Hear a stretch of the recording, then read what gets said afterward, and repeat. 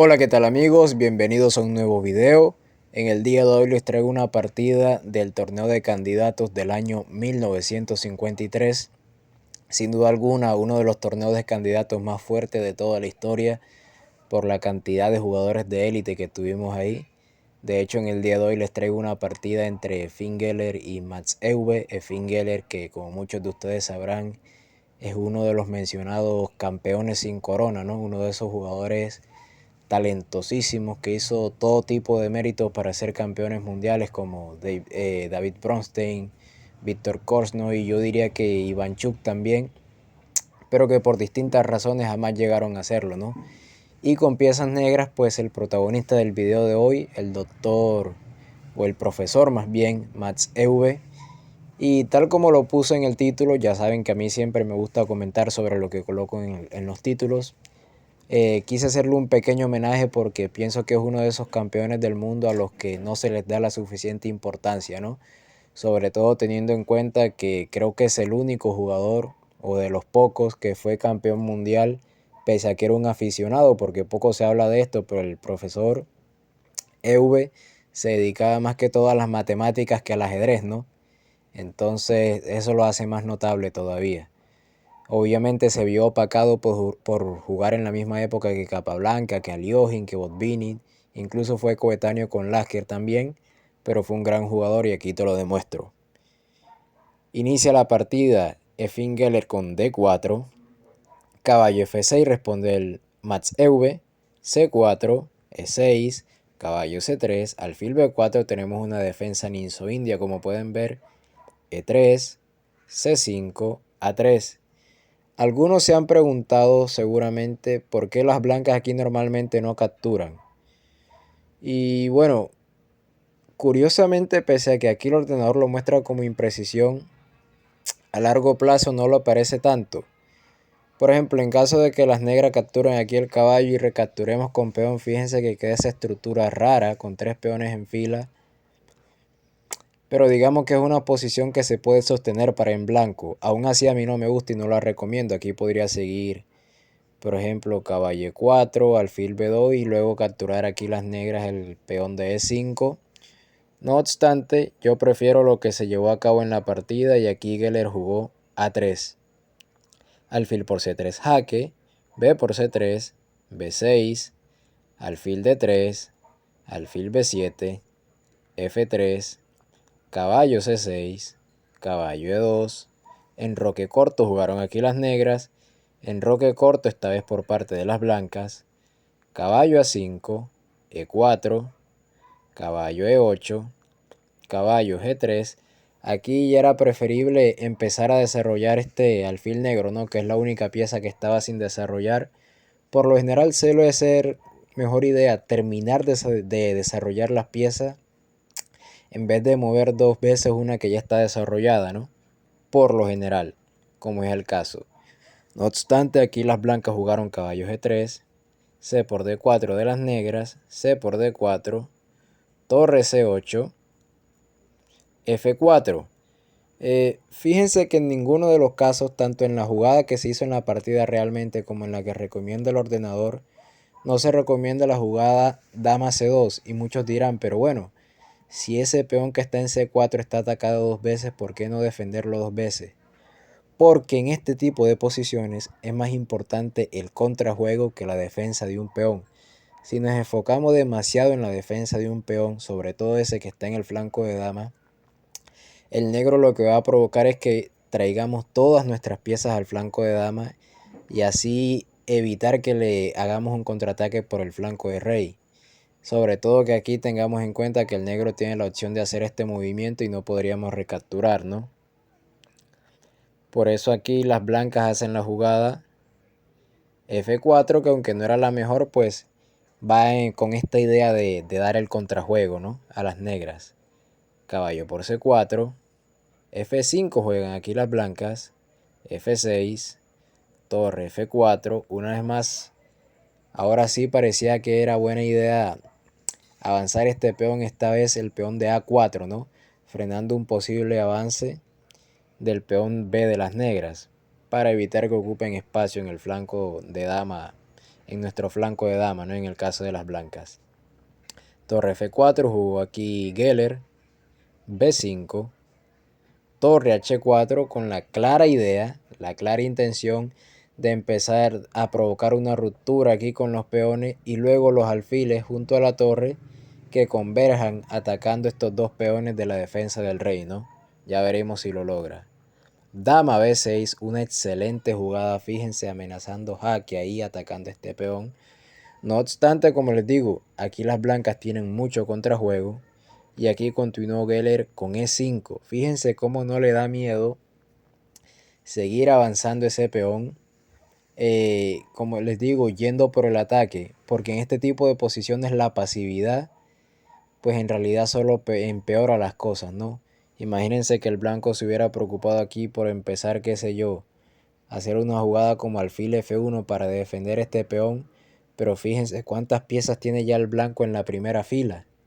Entonces mucho mejor lo que hizo Geller acá. E5, que aparte le permite a la torre desde la cuarta fila defender ese peón. Aquí continuaron las negras. Caballo por E5 aprovechando que este peón no puede capturar. F por E6. Caballo por D3. Dama por D3. Dama por D6. Dama por H7. Jaque. Rey F7. Alfil H6. Y torre H8. Torre H8, si ustedes se fijan, es una jugada que si bien es incorrecta, tiene una particularidad.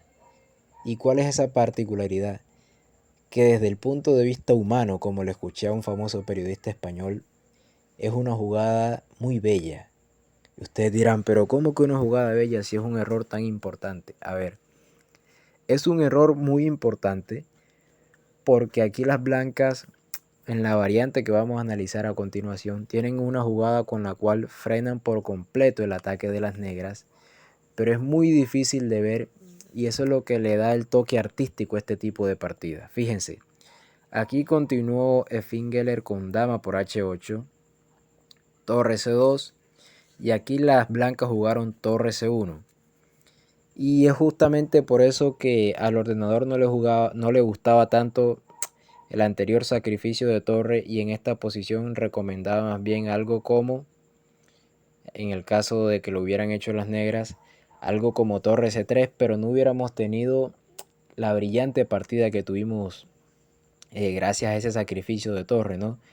Aquí lo más seguro es que la partida hubiera continuado por parte de las blancas con algo como retirar el rey a la casilla H1, qué sé yo, empezar a mover ese alfil, ¿no? Quizás para evitar que se lo come el peón, quizás sacrificándolo, capturando ese peón, en fin, lo cierto es que se venía variantes muy complejas. Sin embargo, aquí el gran maestro Max Euwe sacrifica su torre para desviar a la dama, dama por H8, torre C2, torre C1 y aquí es el blanco el que se equivoca en la defensa. Fíjense que si se hacía la jugada D5, las negras no tenían ninguna manera de obtener ventaja, porque aquí tienen tres jugadas posibles. Una es dar el jaque al rey desde la casilla B6, pero simplemente venimos a H1 y si capturan este peón, simplemente tenemos que hacer una jugada, fíjense ustedes, en este momento una jugada como caballo E4 y aquí sería terrible para las negras comerse este caballo porque viene torre E4. Si traen su torre a la casilla C8 para evitar el mate, torre E1. Entonces digamos que suman la dama al ataque, simplemente hacemos torre 7 y ante una jugada como rey G6, pues simplemente aquí podemos sacrificar la torre y a caballo por viene esta captura con la dama y es un mate en 4. Por lo cual aquí no sirve hacer esta jugada que acabamos de ver, sería muy mala. ¿Qué otra jugada pueden hacer las negras? Capturar con dama. Y parece que es una jugada brillante porque amenazamos mate en 1, ¿verdad? Sí, así parece. Pero de hecho aquí las blancas salen bien libradas también. Incluso en esta posición tienen las blancas como salir bien libradas. Y lo hacen con la jugada torre E4. Y aquí el negro ya no tiene otra opción sino cambiar la dama por la torre y el caballo, es decir, dama por y a caballo por, alfil por. ¿Por qué? Porque si no hacen eso las negras y hacen algo como dama de 2 amenazando mate en 1 aquí, simplemente aquí las blancas son las que dan mate en 1. Entonces fíjense, no servía la jugada dama b6 como acabamos de ver en esta posición. En caso de que las blancas hubieran avanzado el peón a d5. No servía dama b6, no servía capturar este peón tampoco. Lo que sí servía era capturar con alfil. Esta sí es la buena jugada, pero una vez más aquí las blancas salen bien libradas. Aquí seguiría la jugada torre de 1, y es cierto que tienen jaque aquí con la torre, pero luego de que el rey se venga esta casilla hay completa igualdad. No pueden dar jaque aquí con la dama por el caballo, tampoco pueden dar jaque aquí con la dama también porque esa casilla la cubre el caballo, y si dan jaque aquí con el alfil nos comemos la torre. Por lo cual aquella jugada de avanzar el peón a la casilla de 5 era la salvación para las blancas. No obstante, no era tan fácil de ver, y como les digo, aquí Geller hace la jugada torre c1. Torre por g2 jaque. De una vez les anticipo que aquí el gran maestro EV encuentra la combinación perfecta. Empieza con torre por g2 jaque, rey f1, dama b3 por parte del negro, rey e1, dama f3, y aquí las blancas deciden abandonar la partida, amigos. Tremendo partidón de EV, gran maestro y campeón del mundo holandés, ganándole a nada más y nada menos que uno de los mejores soviéticos en aquella época. Por eso les digo, hay que tenerlo más en cuenta. Hay que hablar más de EV, porque no fue un campeón de segunda línea como muchos creen. Fíjense que aquí las negras están amenazando dama f1, y a lo que el rey venga a la casilla de 1, pues simplemente jaque mate con la jugada f3. Pueden tratar de evitarlo con la jugada torre f3, pero ¿qué pasa? Que esa torre interrumpe la propia diagonal de su alfil, y ahora podemos dar este jaque con dama e3 que antes no podíamos, precisamente porque la cubría este alfil, y ahora lo interrumpe esa torre. Aquí el rey tiene dos jugadas posibles, f1 y d1, y en ambas pierde. f1 se responde con dama por c1 jaque mate, porque esta torre la defiende el alfil, como pueden ver. Y la jugada de rey de 1 pues simplemente con dama de 2 jaque mate, y es justamente por eso que en esta posición deciden las blancas abandonar la partida, ¿no? Qué impresionante ese sacrificio del maestro EV.